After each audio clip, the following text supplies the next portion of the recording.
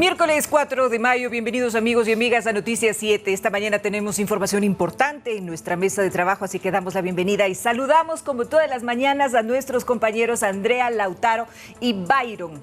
Byron, hoy tendremos importantes invitados en nuestra mesa de trabajo. Muy buenos días. Así es, Verónica, Andrea, Lautaro, televidentes, estará con nosotros en segundos el titular de la cartera del Interior, el general Patricio Carrillo. Lo haremos precisamente sobre los temas de seguridad y el estado de excepción. Correcto, hablaremos además de lo que ocurre con el excontralor Carlos Polit. Andrea. Así es, ¿cómo están Byron, Vero, Lautaro? Amigos, quienes nos sintonizan a esta hora de la mañana, el día de ayer una jueza ha dejado que el excontralor Carlos Polit se defienda en libertad. Les tenemos los detalles aquí. Lautaro se detuvo, y esta es una muy buena noticia, a quien es acusado de abusar sexualmente de una pequeña de tan solo 14 años en un bus de transporte escolar de una unidad educativa de la capital. Tenemos los detalles. Así es, Vero. Buenos días, compañeros, amigos televidentes, radioescuchas y quienes están a través del Facebook Live. Efectivamente, ya lo capturaron. Esto fue en la provincia de Sucumbíos. Usted se preguntará por qué en ese lugar. Le vamos a contar todos los detalles y qué es lo que pretendía hacer este sujeto. Correcto. Hacemos una invitación también, amigos televidentes, para que nos sintonicen a través de www.eltelegrafo.com.es y también que nos escuchen, por supuesto, porque somos retransmitidos por Radio Pública FM y también a través de nuestras redes sociales. Y ahora vamos a revisar los titulares de la jornada. Bienvenidos.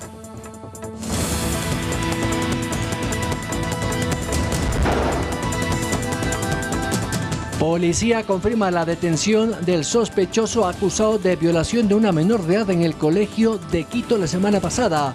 Fue ubicado en la provincia de Sucumbíos. Millonaria fianza ha pagado Carlos Polit en Miami para recibir una sustitución de medidas y estar detenido desde su casa mientras sigue el juicio. En lo internacional, polémica en Estados Unidos tras conocerse un documento filtrado a la prensa sobre la resolución de la Corte Suprema de Justicia a propósito de la despenalización del aborto en varios estados.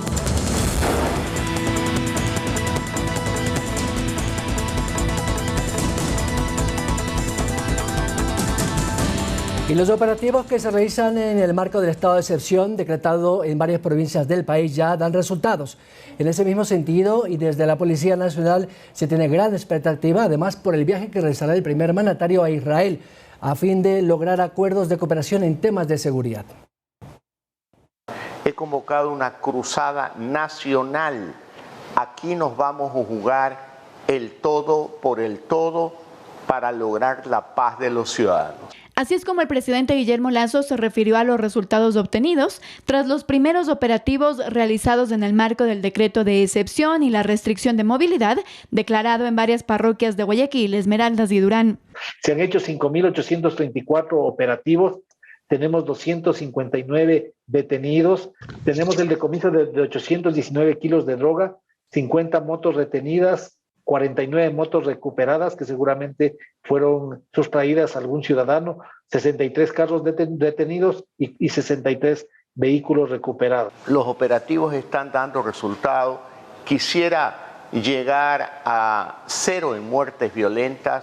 Se han reducido en la ciudad de Guayaquil con el operativo, pero todavía falta. Al momento se trabaja con alrededor de 9.000 uniformados entre las Fuerzas Armadas y la Policía Nacional. 4.000 de la Policía y 5.000 de las Fuerzas Armadas. En el mismo marco de fortalecer la seguridad en el Ecuador, el general Salinas ve con gran expectativa los acuerdos a los que el presidente Guillermo Lasso pueda llegar en su viaje a Israel. La seguridad en el país necesita actualización tecnológica, necesita los equipos de romper las brechas con los equipos que usan otros países con su tecnología para poder transicionar de una gestión de datos a una inteligencia artificial para la lucha contra la inseguridad. Se tiene previsto que el viaje del primer mandatario se realice el próximo fin de semana.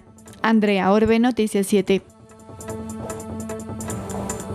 Con nosotros, como lo anunciamos, el titular de la cartera de Interior, general Patricio Carrillo. Gracias por acompañarnos. Buenos días. Buenos días, Byron. Un saludo a todos quienes nos escuchan esta mañana. Buenos días, Lautaro. Buenos días, Andrea. Ministro, la pregunta que se hacen muchos ciudadanos a esta hora es ¿por qué este toque de queda solo se focaliza en ciertas parroquias? Guayaquil, Jimena y Pascuales, en Durán, Eloy Alfaro, Esmeraldas. Es decir, ¿por qué no se puso toque de queda toda la ciudad, todas las parroquias? Digo esto porque si yo hago un delito en la parroquia Pascuales y me cruzo a la parroquia Tarqui, no pasa nada. En horas de toque de queda, digo, ¿no? Gracias, Byron. Mire, me permite aclarar muchas cosas a la ciudadanía. A veces somos bien dicotómicos. Si hubiésemos tomado un estado de excepción para todo el Ecuador, estuviéramos reclamando que son medidas que ya se han adoptado toda la vida y que no son las viables. Ahora hemos decidido militarizar, especialmente un espacio de Guayaquil y un espacio de Esmeraldas y Manabí, porque son los sitios en donde ha habido un crecimiento absolutamente exponencial de la violencia, no solamente de la delincuencia masificada, sino de la violencia. Y ese es el indicador con el que nos presentamos al mundo respecto de seguridad o inseguridad. Eso es lo que nos ha ubicado entre las 50 ciudades más violentas a Guayaquil y nos está ubicando en la región ya sobre los umbrales de la media. Por consiguiente, es importantísimo trabajar para reducir la tasa de homicidios. Esa tasa de homicidios se concentra porque no hay una distribución homogénea, ni en tiempo ni en espacio, pero se concentra en los lugares donde se ha decidido. En estos lugares, además, necesitamos hacer una cantidad de acciones más que por seguridad no se les puede nombrar, pero la intención es revertir la tendencia. Se está logrando. Mire, veníamos de... El año anterior, el primer cuatrimestre del año anterior, teníamos un promedio de 180 muertes violentas, subimos a 240 en el segundo cuatrimestre y en el último cuatrimestre terminamos con 290 y cerca de 300 en promedio. Hoy, el primer cuatrimestre de este año, llegó a 330, 340. Por consiguiente, esa tendencia de crecimiento hay que revertirla. Y en estos días nada más se logra bajar. Un fin de semana en Guayaquil fallecían 37 personas. En este fin de semana fallecieron ya 26. Es decir, hay 11 personas menos que perdieron la vida. Y eso, una vida que no se pierda, ya es un mecanismo que nos alienta al menos en lo que se está haciendo. El día de hoy tuvimos 4 muertes violentas a nivel nacional, de lo que en promedio existían entre 8 y 9. Y ya por primera vez en el año se da un día sin muertes violentas en la ciudad de Guayaquil. Entonces, la medida sirve, pero la medida no se puede sostener en el largo plazo.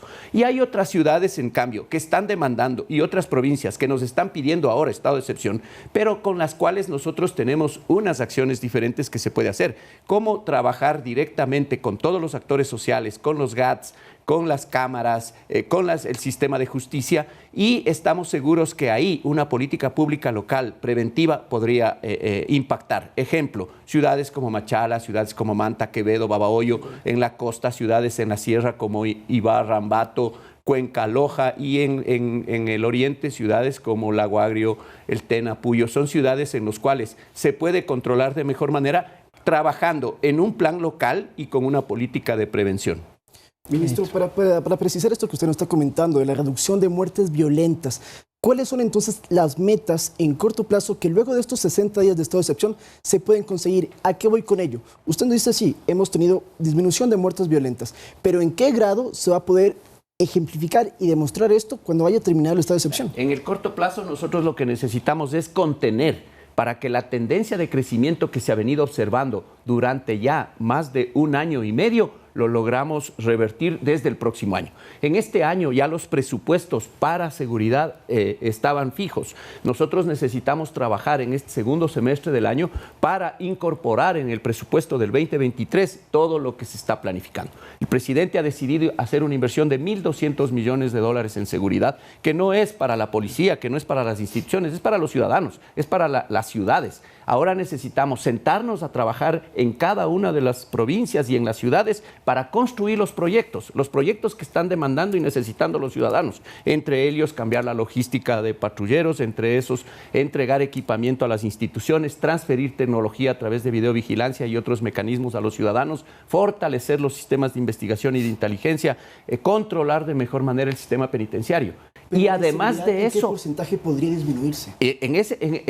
Mire, es difícil decirlo ahora, pero en el mediano plazo, si los planes y las políticas que son de carácter integral, las que se están planificando, yo creería que al menos vamos a cambiar esa tendencia. Y esa tendencia tendrá un mediano plazo al menos. Yo creo que llegar a los niveles a los que estábamos antes llevará inclusive, traspasará este gobierno.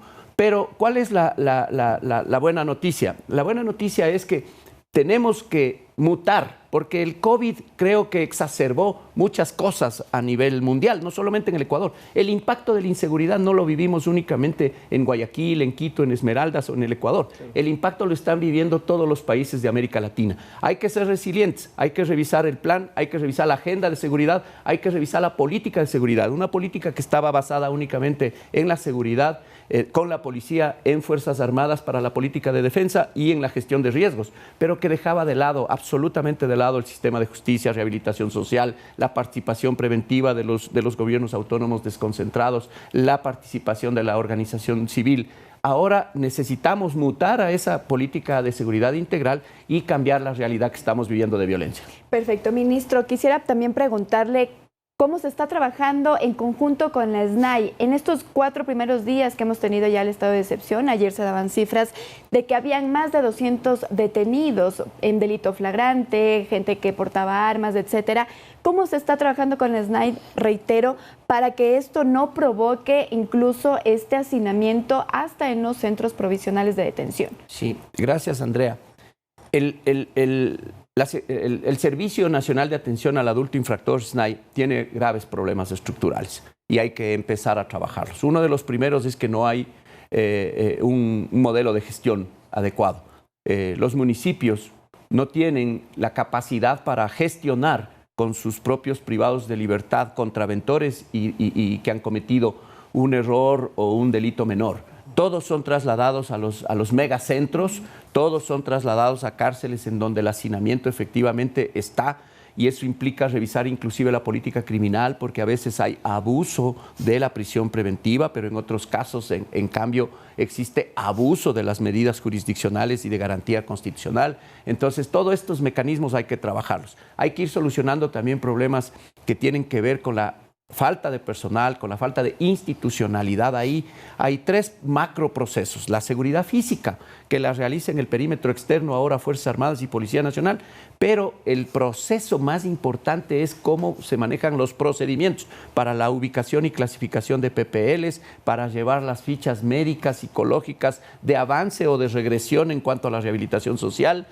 los mecanismos para dotar de servicios básicos, que es, por ejemplo, el tema de salud, que es la principal demanda para habeas corpus de la mayoría de PPLs. Entonces, todos estos problemas estructurales tenemos que cambiarlos. Y empezamos. El 1 de junio ya arrancamos con la escuela penitenciaria, 1.400 guías se van a formar en instalaciones policiales, pero no en cualquier instalación policial, se van a formar en el GIR, en el GOE, en el GEMA, en las unidades especiales que tiene la Policía Nacional, porque con ellos es con quien interactúa en los momentos de crisis en un centro penitenciario. Por consiguiente, esperemos que luego de esta formación, que hay que invertir también en el conocimiento sobre lo que está tramitándose en la Asamblea Nacional, que es la Ley de Uso Progresivo Gradual de Fuerza. Sobre esto, sobre todos estos mecanismos estamos trabajando. Y lo que en realidad sucedió es que en el confinamiento, nosotros, luego del COVID, inclusive por temas de economía, por algunas políticas de austeridad, se dejaron de lado varias cosas que ahora necesitamos imprimirle mayor velocidad para poder corregir algunos temas. Ministro, usted había hablado de crear una especie de ministerio penitenciario, darle un fortalecimiento institucional. Quisiera saber si efectivamente es una idea o usted ya lo ha comentado con el presidente, porque esto es una nueva estructura de la función de gobierno, y si efectivamente esto le va a dar no solamente más recursos, sino autonomía de gestión. Entre esos, crear una especie de policía penitenciaria como existe en otros países. Una especie de gendarmería, así es. Hemos conversado con el señor presidente de la República desde el primer día que me invitó a ser parte. El presidente está muy preocupado, quiere recuperar la seguridad, quiere devolverle dignidad a los ecuatorianos en temas de seguridad, y de hecho por eso está haciendo las inversiones. Acaban ustedes de escuchar, él dice: nos jugaremos el todo, y hay que jugarse el todo porque la seguridad es fundamental ahora para el desarrollo, para que el sueño de los ecuatorianos se pueda cumplir, para que los sueños de vida que tenemos todos se cumplan. Por consiguiente, hay que empezar a trabajar haciendo cosas que ya en otros lugares funcionan. Estamos nosotros visitando ahora mismo, tenemos gente de agentes penitenciarios y gente que trabaja en el sistema penitenciario haciendo visitas y pasantías en centros penitenciarios de Estados Unidos. El presidente está viajando a Israel para hacer conjuntamente con el secretario de inteligencia del CIES para hacer muchos contactos en temas de inteligencia. Parte de eso es un subsistema de inteligencia penitenciaria, pero ya aquí aterrizando se debe crear una institucionalidad similar a la gendarmería que tienen en Argentina, en Chile, en países inclusive cercanos como Colombia, de los cuales estamos aprendiendo. Estamos aprendiendo muchísimo la gestión del conocimiento. Esperamos que la curva de aprendizaje se disminuya, pero el Servicio Nacional de Inteligencia va a ser un órgano adscrito al Ministerio del Interior, con independencia, con autonomía, pero necesitamos darle las fortalezas, especialmente la fortaleza en su capacidad jurídica, claro, porque los procedimientos al interior son los que deben estar pegados a la legalidad. Yo estimo que nosotros tenemos 120 días para construir el Ministerio del Interior y la transición, la división, la decisión que hay que hacer con el Ministerio de Gobierno. Para esa fecha ya estaremos nosotros con la posibilidad de que el órgano sea adscrito al Ministerio y de ahí trabajar en la institucionalidad. Ministro, usted ha dicho algo importante, que ahora se gestionará la seguridad de manera integral, y esto también incluye a los municipios. El día de ayer, el presidente Guillermo Lasso, me voy a permitir leer textualmente lo que había dicho: los alcaldes de los últimos 20 años de Guayaquil tienen que decir algo a los ciudadanos sobre el control de la seguridad en la ciudad. Teniendo en cuenta que los municipios, según el COTAD, no tienen esta competencia directa de seguridad, ¿qué es lo que está esperando el gobierno? ¿Cuál es la colaboración desde los municipios que está esperando el gobierno en el tema de seguridad, ministro? Mire, la principal política de seguridad pasa por la educación. Y si nosotros, sin ponerle bandera política, ni siquiera al Estado ecuatoriano, pero sí tampoco a los municipios, nosotros debemos hacer una reflexión. ¿Cuáles son las personas que están perdiendo la vida en su mayoría hoy? Ubiquemos un perfil. El perfil es jóvenes entre 20, 18, 25 años. 30 años a lo mucho. Ahí se concentra el 45% de las muertes violentas en el país, y en Guayaquil se concentra alrededor del 60%. ¿Cuál es la población penitenciaria? En un 40% la población penitenciaria es jóvenes entre 19 y 30 años de edad. ¿Hace qué tiempo nacieron ellos? Nacieron en el año 2000, a finales del 90 y a inicios del 2000. Si a los 5 años de edad hubieran sido escolarizados adecuadamente, si en una ciudad no es tan inequitativa y les da oportunidades de aprendizaje, de acceso al conocimiento, esos muchachos tal vez no estuvieran ahora involucrados en estos temas. Por consiguiente, trabajar en educación, que sí es una competencia que tiene los municipios. En seguridad también tienen una competencia que es fundamentalmente la prevención.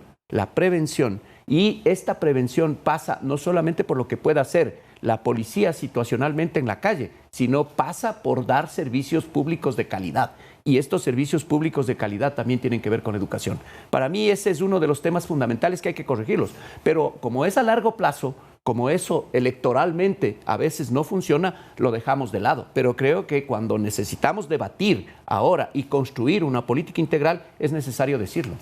Perdón que cambie un poco de tema, ministro, pero hay un caso que sonó mucho en el Ecuador, la detención de Gabriel Cortés, futbolista de Barcelona, y quisiéramos saber si hay investigaciones que se están llevando a cabo de otros deportistas que podrían estar involucrados en actos ilícitos en la provincia de Esmeraldas, incluso en el Guayas, relacionados con su actividad deportiva, pero también con nexos con estas bandas delincuenciales. Mire, lastimosamente el crimen organizado corrompe, intimida, coopta a una gran cantidad de personas. Los más débiles caen al inicio, pero sí existe mucha cooptación.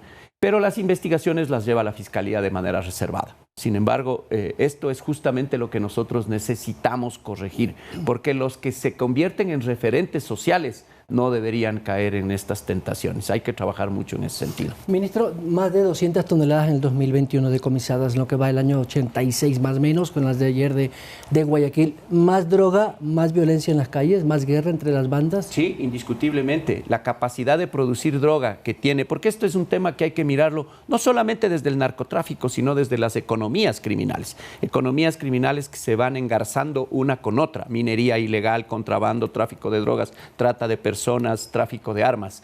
Todos estos mecanismos generan una economía criminal en determinadas y en grupos criminales. Y lastimosamente, estratégicamente, nosotros estamos entre los dos países de mayor producción. Colombia ha incrementado, casi ha triplicado su producción de droga. Antes tenían capacidad para cultivar y producir una vez al año. Ahora cultivan y producen 3 veces al año a través de invernaderos. La ciencia también la están utilizando en ese sentido. Y mantienen el precio, mantienen la pureza, y eso ha abierto mercado en otros espacios.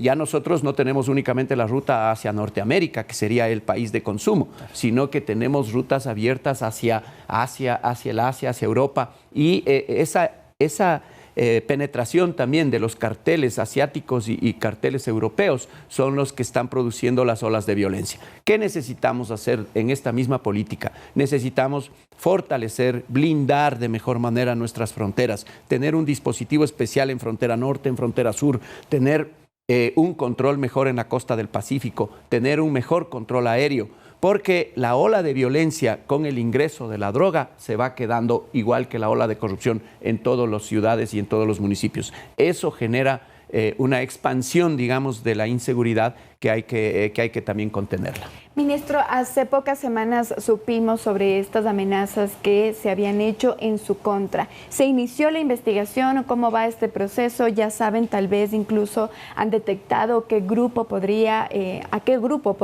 pertenecer estas amenazas en su contra. Está trabajando inteligencia, se han fortalecido varios temas alrededor de ello, pero esos son los riesgos que uno asume. En realidad, yo casi 4 décadas fui oficial de policía y sé de estos asuntos. Es mejor mantenerlos en la reserva adecuada. En su momento hubo una especie de tregua entre las bandas delincuenciales que están operando, sobre todo en la penitenciaría. Ellos a finales del año pasado dejaron de atacarse y en cambio en febrero otra vez comenzaron con los amotinamientos, otra vez la violencia en las calles. ¿A qué se debe esto, ministro? Mire, ahí hay muchos asuntos que debemos estudiarlos. Estos pasan, cuando hablan de treguas, se entendería inclusive que son de carácter político, pero más bien son temas ligados a economía, son temas ligados a aspectos, a las ciencias sociales, que debemos entender por qué nos convertimos en tan violentos y tan irracionales en los centros penitenciarios. Porque estas demostraciones de las decapitaciones, las mutilaciones, las formas, digamos, de expresar o de demostrar la fuerza, pasan por un fenómeno social que hay que estudiarlo. Nunca vamos a encontrar racionalidad en un hecho, pero lo que se ha presentado es realmente un mecanismo ya que sobrepasa cualquier límite. Esto también tiene que ver por situaciones de carácter legal, por temas de normativa, pasa por el ambiente en el cual se están desarrollando las convivencias, cómo mejorar todos estos asuntos. Pero transar, digamos, con las organizaciones criminales, ese no es el tema. Yo creo que lo que tiene que hacer es imponerse desde el Estado. Lo que se vive en las cárceles ya no convoca únicamente a las instituciones, convoca al Estado ecuatoriano. Esto tenemos que sentarnos, los 3 poderes, con los equilibrios necesarios, pero hay que hacer reformas en la Asamblea Nacional, en el Legislativo. Hay que mejorar y fortalecer el sistema judicial indiscutiblemente con más transparencia, y el Ejecutivo tiene que desarrollar acciones dentro de su competencia para tratar de sostener aunque sea artificialmente, unos mecanismos de mayor convivencia y seguridad en los centros penitenciarios. General, estamos contra el tiempo, pero le quiero comprometer a que nos acompañe después de un tiempito. Con gusto, siempre que ustedes me convoquen, una oportunidad para comentarle a la gente lo que estamos haciendo. Muchas gracias al ministro del Interior, Patricio Carrillo. 7:22. Vamos a la pausa. Estará con nosotros el ministro de Trabajo a propósito del tema empleo.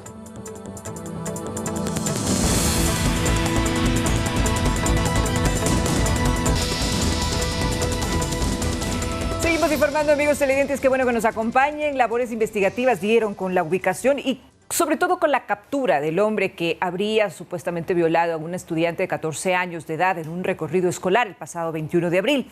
El hombre habría cambiado su apariencia física para evitar ser identificado, Lautaro. Imaginémonos nosotros hasta dónde llegan esos presuntos criminales. Así es, Vero. Tuvieron que hacerle una serie de pruebas dactilares porque no tenía cédula, evidentemente. Se cambió el color de pelo, su fisionomía también había sido tratado de modificarse, estaba en una zona selvática y tenía la presencia presunta intención de cruzar la frontera y llegar a Colombia para huir del país y así evadir a la justicia. Desde más de 11 días se esfumó completamente. La última vez que lo vieron fue en el norte de Quito, en la avenida Colón, cuando se bajó del transporte escolar y desapareció completamente hasta que las labores de inteligencia lograron encontrarlo en el cantón Lago Agrio, provincia de Sucumbíos. Es una noticia que, bueno, ha dado mucho de qué hablar. Queremos contarle a la gente que ya fue procesado, ya está siendo vinculado, formulado los cargos por presunta violación en la Fiscalía. Entonces, de esta manera ya empieza el juicio, ya se le puede dictar la prisión preventiva y esperemos que en los próximos días tengamos ya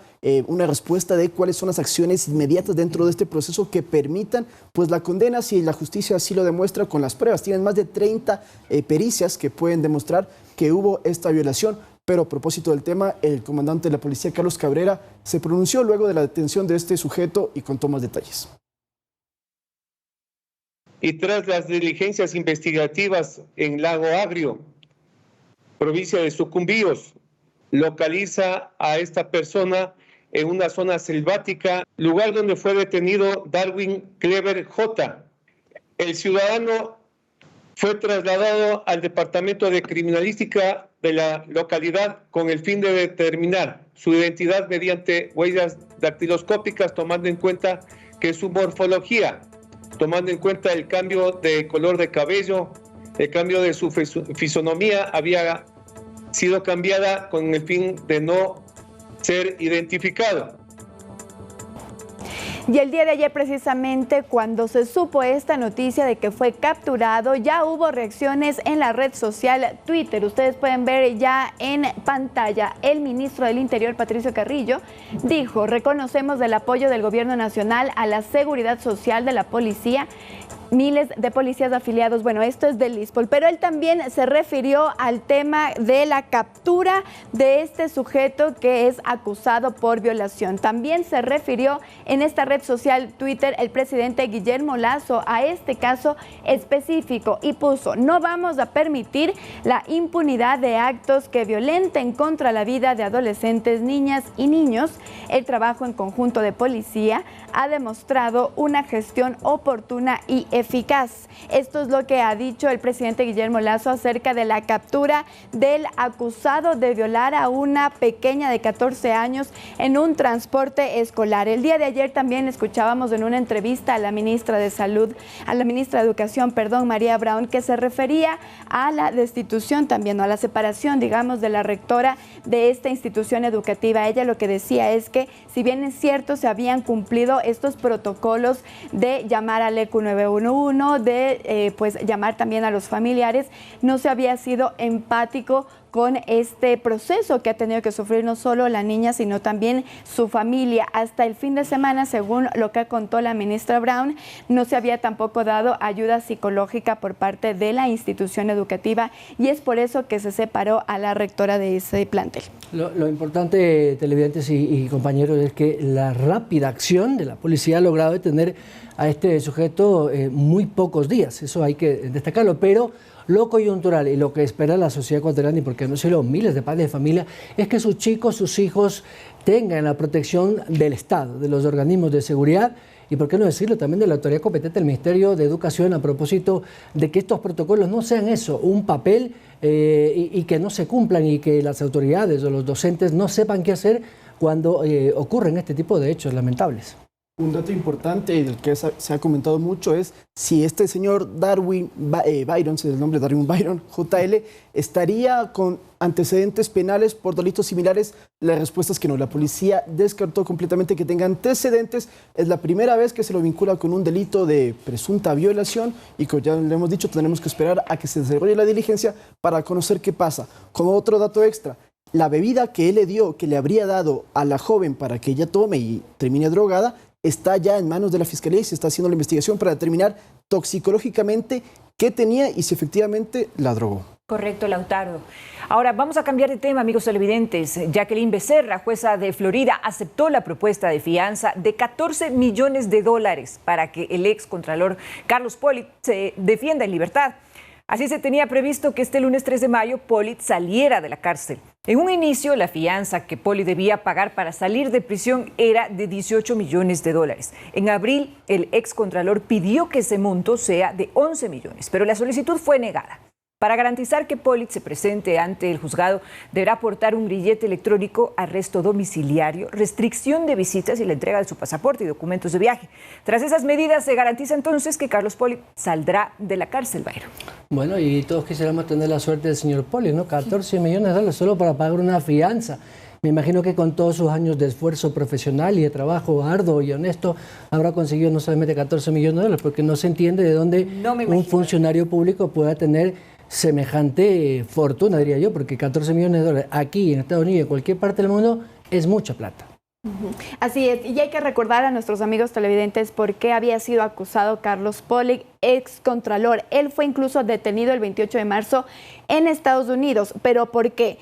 Estaba acusado de usar el sistema financiero de ese país para blanquear alrededor de 8 millones de dólares que supuestamente habrían provenido de coimas por el caso Odebrecht por presunto desvanecimiento de glosas. Por eso es que estaba acusado el excontralor Carlos Poli. Ahora lo que ha dicho la jueza es que se va a poder defender en libertad, va a tener arresto domiciliario en la casa de su hija y también se han puesto otras condiciones como el grillete electrónico. Y a propósito de esto que estamos comentando sobre de dónde salió el dinero, bueno, el abogado Mauricio Larcón tuiteó anoche un mensaje muy claro que decía: durante 10 años Carlos Poli fue contralor del Estado y lo que pudo haber percibido él de su remuneración, y si ahorraba completamente todo el sueldo, no gastaba nada, era $600,000. Entonces, ¿cómo llegó a tener 14 millones de fianza? Que además, por cierto, cuando él se le pone la primera vez la fianza, que se hace la propuesta, él dice, puedo pagar hasta 13 millones. Ahora ya subió a 14. Esta fianza, ojo, no es chanchito y justo pero no es todo dinero en efectivo, millones. porque dentro de lo que hace Estados Unidos con la fianza es una parte, sí es en dinero en efectivo, pero otro es mediante el congelamiento de los bienes que tiene él a su propiedad, tiene varios, y en cuanto a la sentencia que él podría recibir, tiene por lo menos 100 años que podrían ser de cárcel, porque son 6 delitos los cuales le está imputando la justicia de Florida, así que ya es una persona de tercera edad. Puede estar ahorita en el arresto domiciliario, pero si se llega a hacer la condena, pues podría ser hasta 100 años de cárcel. Ojalá que la justicia estadounidense haga lo que la justicia ecuatoriana no pudo hacer en su tiempo. Es momento de una pausa. Al regresar hablaremos del empleo, la situación que preocupa a 7 de cada 10 ecuatorianos que están en el desempleo. Estará aquí el ministro del Trabajo.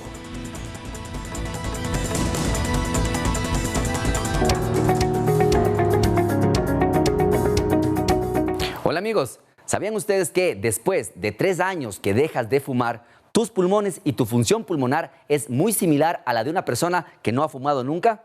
¡Anímate! ¡Deja de fumar!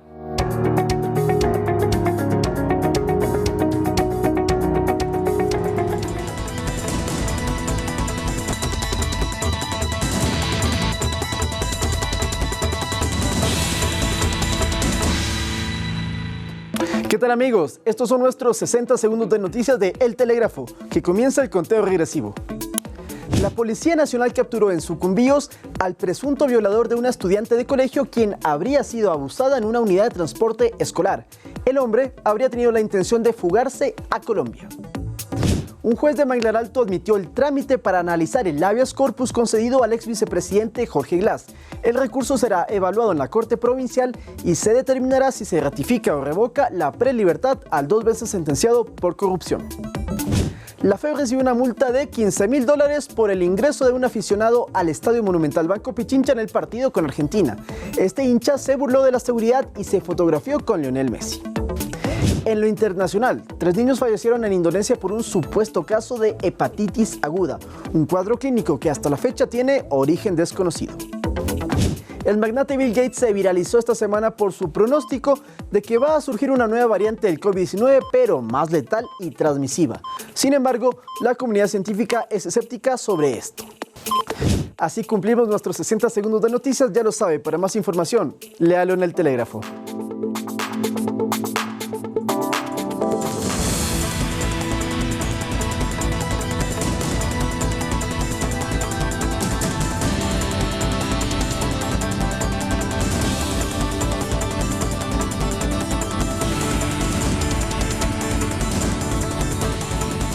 Como lo anunciamos con nosotros, el titular de la cartera de trabajo, Patricio Rosemito. Gracias por acompañarnos. Buenos días.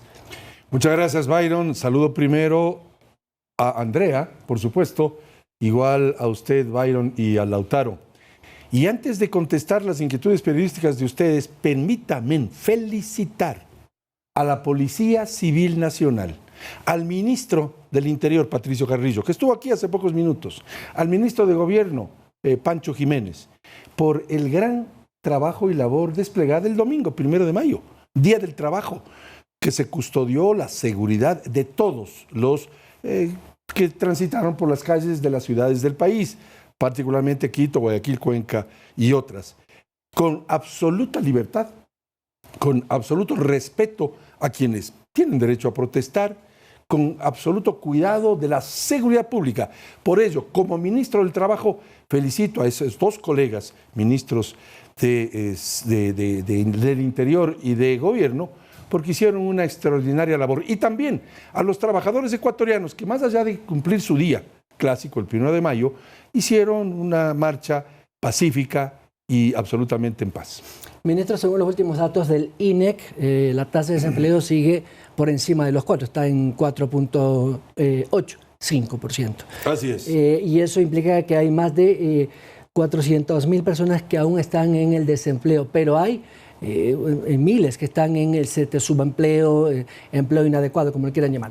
¿Está en deuda el gobierno este primer año al no haber cumplido la meta que ofreció en campaña de esos 400.000 empleos en el primer año? El gobierno cumplió, y voy a ser más dramático en las cifras, Byron. Cuando recibimos el gobierno, lo recibió el presidente Guillermo Lasso el 24 de mayo, eran 6 millones de ecuatorianos que estaban, como usted bien manifiesta, o desempleados o subempleados o en la informalidad. Se han conseguido 350.000 empleos adecuados en lo que va del gobierno. Por lo tanto, ya estamos en 5.700.000, ese grupo de desempleados informales o subempleados. Por tanto, el gobierno cumplió. Cumplió además con la presentación de un proyecto de ley. No nos olvidemos, a veces la memoria es frágil. El 24 de septiembre del año pasado, el presidente Lasso presentó a la Asamblea un proyecto que incorporaba temas laborales. Lo que pasa es que el CAL, y yo fui parte del CAL 4 años, de los 8 que fui legislador, 2 como vicepresidente, ni siquiera abrió la carpeta donde estaba el proyecto de ley que el presidente Lasso presencialmente en la Asamblea, le acompañamos todo el gabinete, presentó relativo, estimado Byron, a temas laborales, a tener una normativa laboral que se fije, que ponga ojo a esos casi 6 millones de ecuatorianos que están buscando una solución. Y yo sí exhorto a la Asamblea que cumpla con su deber el momento en que eventualmente vuelva el presidente Lasso a remitir un proyecto de ley, porque no hay derecho que le pidan al presidente Lasso que haga lo mismo que regímenes anteriores, es decir, tener los guarismos, a los que nos gusta el fútbol hablamos así, tener guarismos o cifras tan dramáticas como que 3 de cada 4 mujeres, Byron, no tienen empleo, como que 8 de cada 10 jóvenes no tienen empleo, como que 7 de cada 10 ecuatorianos no tienen empleo, y algunos, en forma indolente, ni siquiera abrieron la carpeta del proyecto de ley sobre temas laborales que incluía temas de orden de inversión y el otro que se aprobó en noviembre. Pero la pregunta del millón es, ¿hemos cumplido? Sí, 350.000 plazas de trabajo. Y déjeme leerle algo más, y tengo aquí el papelito. Hay una mejora importante del empleo adecuado para las mujeres, ojo, que pasó del 23.9% al 27.8% en el último mes, casi 4 puntos porcentuales más. Y también el subempleo bajó del 20.5% al 18.5%. Con estas cifras que son dadas por el INEC, ojo, no por el Ministerio de Trabajo, estamos demostrando el gran corazón que le ha puesto el presidente Lasso al tema del empleo, particularmente en jóvenes y en mujeres. Por tanto, yo sí exhorto que cuando tengamos estas conversaciones sobre el empleo, nos fijemos en los que están atrás, pues. Nos fijemos en los 5 millones y pico de ecuatorianos que no tienen trabajo. Y no solamente en los que sí lo tienen. Termino esta parte con esta reflexión, Byron. Yo creo que está bien que nos preocupemos de los trabajadores. Está muy bien. Yo como ministro del Trabajo lo hago todos los días. Pero ya es hora de que nos preocupemos de los no trabajadores, de los que no tienen empleo. Aquellos, yo soy arquitecto, aquellos trabajadores de la construcción que se paran todos los días en la esquina de la 6 de diciembre y Granados. Y Granados, bien, gracias a la corrección, Byron, buscando la chamba ese día, o como dicen los costeños, el cachuelo.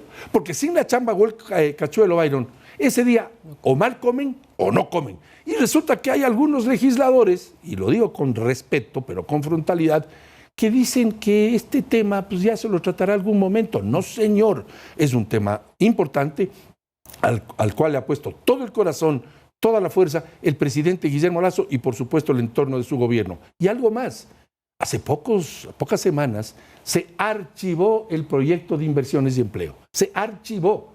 Perdóneme, yo fui legislador y cuando un legislador no está de acuerdo con determinado texto, que tienen pleno derecho a no estarlo, tienen que proponer un texto. Para eso se inventó el debate legislativo. Lo que no está bien es que se haya archivado el proyecto sin poner su opinión. Repito, 87 voluntades archivaron el proyecto cuando bien pudieron aquellas 87 voluntades proponer un texto alternativo. De eso se trata en cuanto a que se inventó pues hace tantos años en la democracia del mundo el debate legislativo, pero no el archivo per se de un proyecto que podía ser mejorado. Yo no conozco, Byron, una sola ley perfecta, no conozco un proyecto perfecto, había que mejorarlo, para eso se inventó el debate legislativo. Esa indolencia, espero, no se vuelva a repetir cuando el gobierno, que ha presentado ya varios proyectos y no se los ha tratado.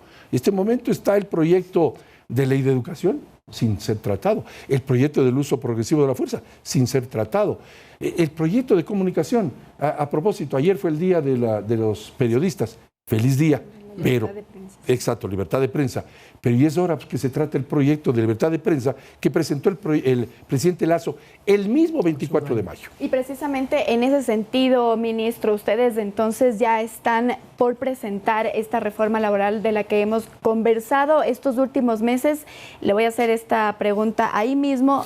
Y entiendo que desde el pasado 17 de marzo estaban reunidos también en estas mesas de diálogo con el FUD para precisamente elaborar estas reformas.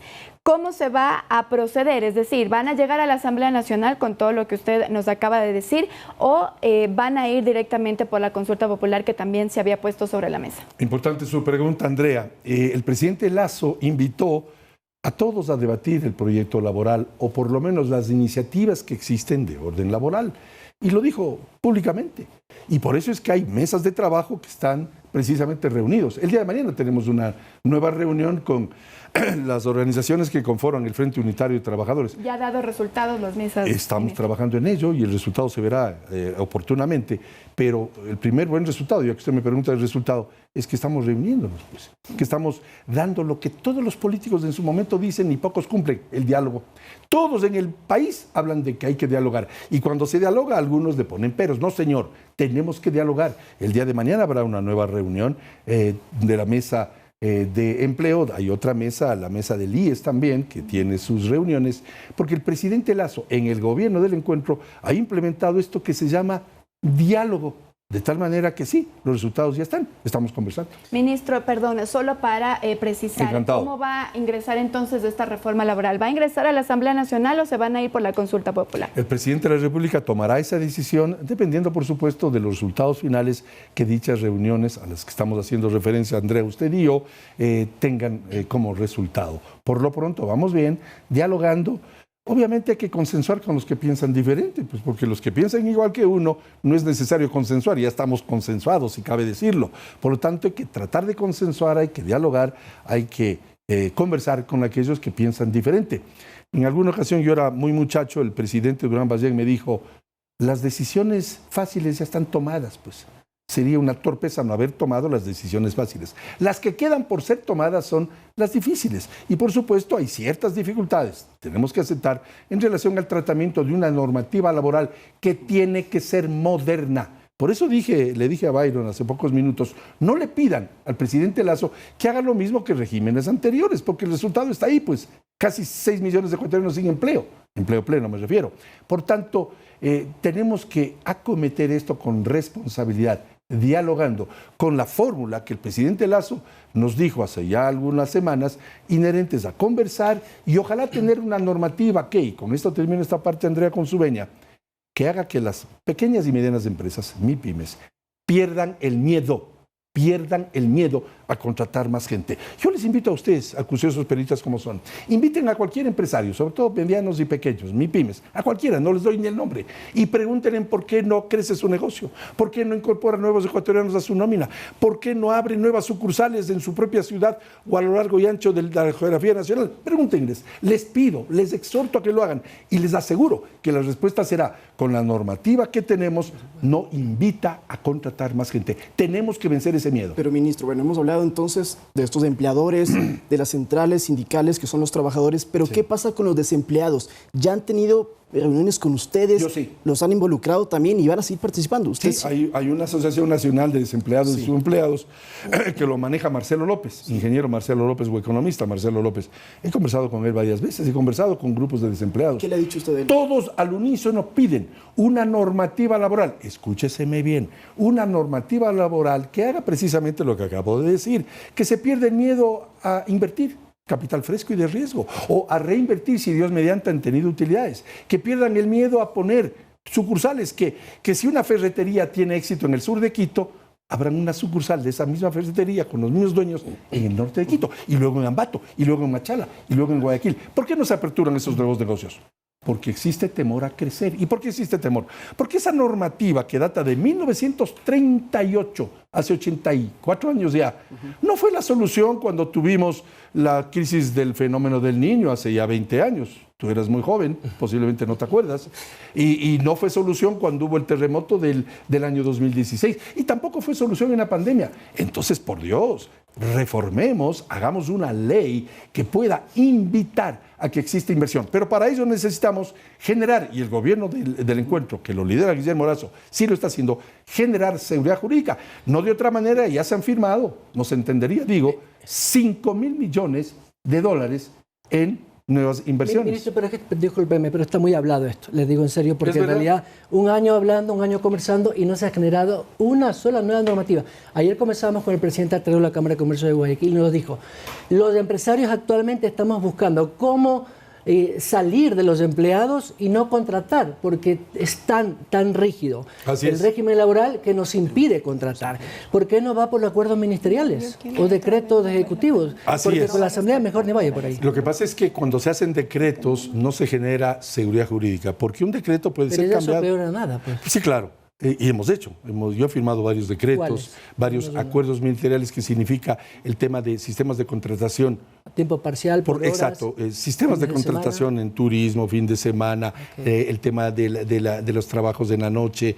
Se han firmado algunos acuerdos ministeriales que han sido buenos, pero en términos prácticos no generan la seguridad jurídica que se requiere para invertir más, porque un inversionista de afuera o que tenga dinero afuera y quiera traer al Ecuador, no se fía mucho pues, de acuerdos que pueden ser cambiados en 15 minutos en el despacho de cualquier ministro. Se fían si existe una ley. Por eso es que el gobierno tiene 3 años todavía. Por eso que claro, y es verdad. Por eso que el presidente Lasso remitió el 24 de septiembre un proyecto de ley. Lo que pasa es que, y repito lo que dije al inicio, nos olvidamos muy pronto. Sí, señor, se presentó un proyecto el 24 de septiembre que ni siquiera fue tratado. Escúcheme. Ni siquiera vieron la primera página de la carpeta que tenía el proyecto de ley, que fue entregado personalmente por el presidente Guillermo Lasso aquel 24 de septiembre. Ahora, se pueden hacer muchas cosas. Hemos generado más de 77,000 fuentes de trabajo y empleo con la plataforma Encuentra Empleo del ministerio que yo dirijo. Se han logrado empleos, cierto es, pero necesitamos más, porque 5.700.000 ecuatorianos están esperando una respuesta. Ministro, para entender algo muy claro y la gente lo que nos está viendo en casa, la pandemia hizo que se perdiera 500,000 de empleos según las cifras que ustedes entregaron en la Asamblea el año pasado. Es verdad. Actualmente usted dice que hay 350,000 empleos generados. ¿Estos son empleos que se recuperaron o son extra? Ambos. Unos se recuperaron. Existe la ley humanitaria, Lautaro. La ley humanitaria, que muchos la critican, no es una ley perfecta, pero es una ley que impidió que, por ejemplo, quebrasen 2 sectores. Dice rápido, el sector del turismo. ¿Usted se acuerda, Lautaro, cuál era la frase hace 2 años? Quédate en casa. Claro, no se podía salir. Esa era la frase. Quédate en casa. Y hoy resulta que, gracias al exitosísimo proceso de vacunación que ofreció el presidente Lasso, el candidato Lasso en aquel entonces y ahora presidente Lasso, hemos reactivado la economía. Y resulta que no solamente que logramos la recuperación de los empleos, y evitar la quiebra, por ejemplo, del sector turístico. Nadie paraba en un parador, nadie paraba en un hotel. ¿Pero cuántos se recuperaron? De ese medio millón, ¿cuántos se recuperaron? ¿Esos 350.000? Entre nuevos y recuperados, mucho más de 350.000, pues, mucho más. Y fíjese, le voy a dar otro caso, la floricultura. ¿Quién, cuando quédate en casa era la normativa, quién compraba una flor? ¿Quién cosechaba una flor? ¿Quién exportaba una flor? ¿Quién empacaba una flor? Por lo tanto, solo he mencionado dos ejemplos, el turismo y la floricultura. Se evitó que quiebre y se han recuperado esos empleos. Por supuesto que se han recuperado y con creces, pero por supuesto necesitamos más, porque como le dije a Byron, 5.700.000 ecuatorianos es una cifra enorme. Ministro, entonces, ¿para cuándo estaría lista esta reforma laboral? Y entiendo, se va a enviar por la Asamblea Nacional porque no se descarta eso, le insisto. No se descarta, pero el presidente Lasso tomará su decisión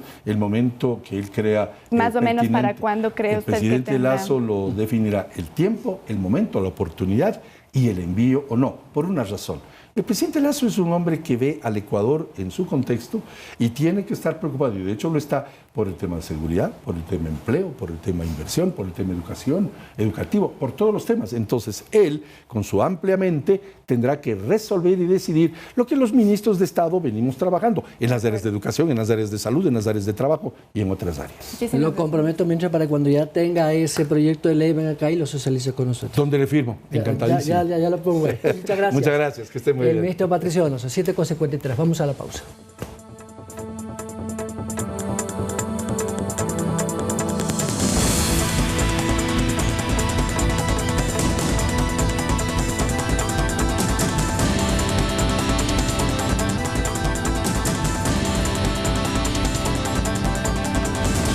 De la mañana con 55 minutos, seguimos informando, amigos televidentes. Atención, un juez de Manglar Alto admitió a trámite el recurso de apelación que interpuso el SNAI al habeas corpus concedido al ex vicepresidente Jorge Glass. En la Corte se analizará y también se va a determinar si el habeas corpus a Glass se ratifica o se revoca. El recurso le permitió salir de la cárcel de La Tacunga y cumplir con el resto de su condena por 2 sentencias de corrupción fuera del Centro de Rehabilitación Social. Efectivamente, para dar el contexto a las personas que nos están viendo y escuchando, a ver, Jorge Glass presentó un recurso de habeas corpus en una unidad multicompetente de Manglar Alto. Allí el juez Javier Moscoso, quien por cierto había sido funcionario de los gobiernos de Rafael Correa y Lenín Moreno, le concedió el habeas corpus para salir de la cárcel de La Tacunga y cumplir en Guayaquil, en su domicilio, con esta condena. Evidentemente podía movilizarse por todo el país y cada mes tiene que ir a la unidad, a la Corte Provincial del Guayas, para presentarse y demostrar que no se ha fugado. Ahora, ese juez fue suspendido por el Consejo de la Judicatura, pusieron a uno nuevo, quien es el que recibe la apelación que hizo el SNAI como parte del Ejecutivo. Este juez revisa, se da cuenta de que está todo en orden, dice, admito el trámite, y ahora pasa a la Corte Provincial, que es el ente rector de esta unidad multicompetente, para determinar si aplica o no esta apelación que están solicitando. Mientras se lleve a cabo el proceso, Jorge Glass se mantiene con la prelibertad. Recordemos que no está libre ni se le ha dado la inocencia, sino que tiene prelibertad. Todavía tiene que cumplir los 8 años de prisión por delitos de corrupción, cohecho y asociación ilícita. Mientras se lleva a cabo estas audiencias de la apelación, él va a seguir en la prelibertad, pero una vez que se dé la disposición final de la Corte, podría, de ser el caso, retornar a la cárcel de La Tacunga. Claro. Y hay que recordar nada más, solo un dato específico. La Corte, esto se pidió que se envíe a la Corte de Justicia el expediente original. ¿Cuántos días tienen para resolverlo? 8 días exactamente. Recordemos que el ex vicepresidente Jorge Glass estaba condenado, tenía ya 2 sentencias por asociación ilícita y también por cohecho en el caso Sobornos. Sí, solamente para precisar que es la Corte Provincial de Santa Elena. Así es. Manglar Alto es una parroquia de Santa Elena, en la provincia del mismo nombre. Así que pues la justicia tiene mucho que ver en esto y habrá que estar atentos porque efectivamente la opinión pública está sobre los ojos de cada juez. Estamos a segundos de irnos, chicos. ¿Sabías con quién estuvo Jorge Glass la semana pasada cuando se presentó? Con el juez que el juez Moreira, que dio el habeas corpus a Alias Junior, el líder de los que hacía de los choneros. Una imagen se encontraron mucho, juntos, ¿no? sí, o sea, no se puede vincular, evidentemente, pero estuvieron juntos. Porque Glass fue el jueves anterior, el viernes pasado, porque el lunes caía feriado, dijo, prefiero ir antes para que no digan que estoy incumpliendo la medida. Sí. Ahí le dijeron, no, venga el martes, ayer se presentó, pero ese viernes estuvo acompañado por el juez Moreira. Muy bien, y de esta manera nosotros nos despedimos. Muchísimas gracias, amigos televidentes, por habernos acompañado. Y realmente un programa con muchísima información el que hemos dispuesto en esta mañana, y estaremos compartiendo con ustedes un nuevo espacio informativo y les invitamos, por supuesto, para que nos acompañen a las 22 horas en punto. Hasta pronto. Muy buenos días. Buenos días.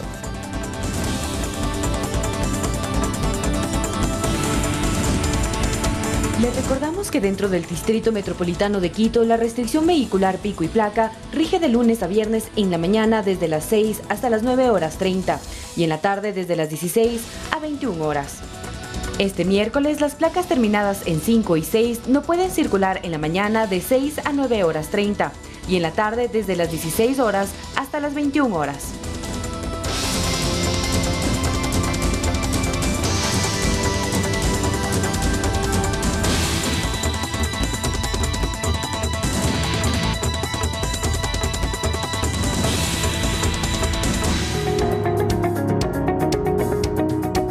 Hola amigos, ¿sabían ustedes que después de 3 años que dejas de fumar, tus pulmones y tu función pulmonar es muy similar a la de una persona que no ha fumado nunca?